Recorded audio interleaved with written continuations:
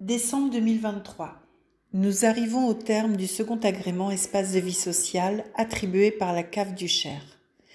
Nous avons identifié des effets de notre accompagnement au cours de ces dernières années. Cette rapide vidéo vise à en présenter quelques-uns. Regardons déjà ce que peut permettre l'accompagnement par la formation au-delà des objectifs premiers visés par l'apprenant. Voici donc le parcours de 3 apprenants, Frédéric, Benafcha et Awawouche. Frédéric réalise dans un premier temps 50 heures de formation dite savoir de base. Ce temps terminé, il reste plus ou moins en relation avec l'association jusqu'à un retour régulier aux ateliers jeux de société que nous proposons les vendredis. Il s'y investit progressivement pour aujourd'hui pouvoir aisément passer du rôle de joueur à celui d'animateur de table. Benafcha est afghane. Elle vient vers nous pour préparer l'examen du code de la route. Ce temps de formation nous permet de faire connaissance et de découvrir qu'elle était travailleuse sociale en Afghanistan. Nous allons recourir plusieurs fois à ses compétences pour faire la traduction de médiation auprès d'apprenants afghans. Awawouche exprime le besoin de trouver les mots pour communiquer en toutes circonstances. Alors, en parallèle de son temps de formation linguistique, nous l'invitons à participer à des événements animés avec d'autres partenaires. C'est ainsi qu'elle devient co-organisatrice bénévole du Lire en Fête depuis 2022.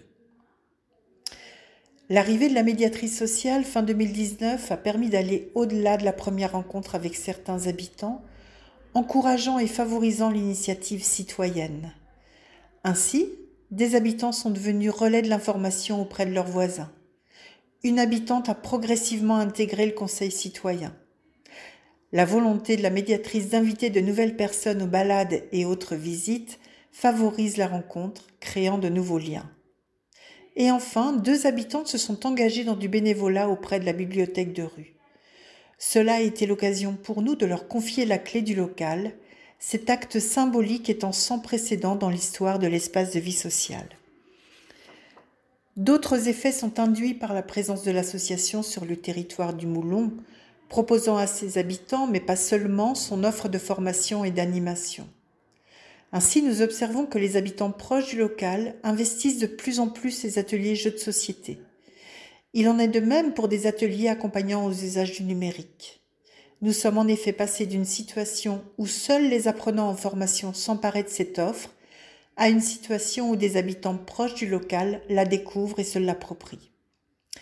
Enfin, ce graphique montre une progression dans l'accueil d'apprenants en formation au sein du local. Là aussi, de plus en plus d'habitants franchissent la porte pour demander une formation.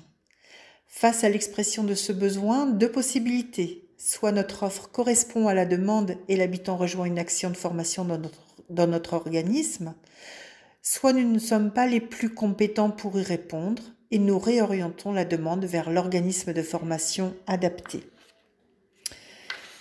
Enfin, C'est possible autrement contribue aussi à valoriser le territoire. Le jeu de piste du Moulon, créé avec des professionnels de la ville de Bourges et les habitants, a su évoluer avec l'environnement pour se transformer en Moulon 2.0. Ce parcours dans le quartier est maintenant inscrit chaque année au catalogue des Journées du patrimoine, et ce depuis 2020. Notre territoire de proximité est aussi au cœur du renouvellement urbain. Nous avons donc fait en sorte d'être un lieu d'accueil pour faciliter la communication en amont du foudroyage des tours en 2021. Puis nous avons eu à cœur de réinvestir l'espace public à travers différentes actions courant 2022. Entre la fin de la fresque, l'installation d'un hôtel insecte et la rénovation de mobilier urbain grâce à un chantier jeune.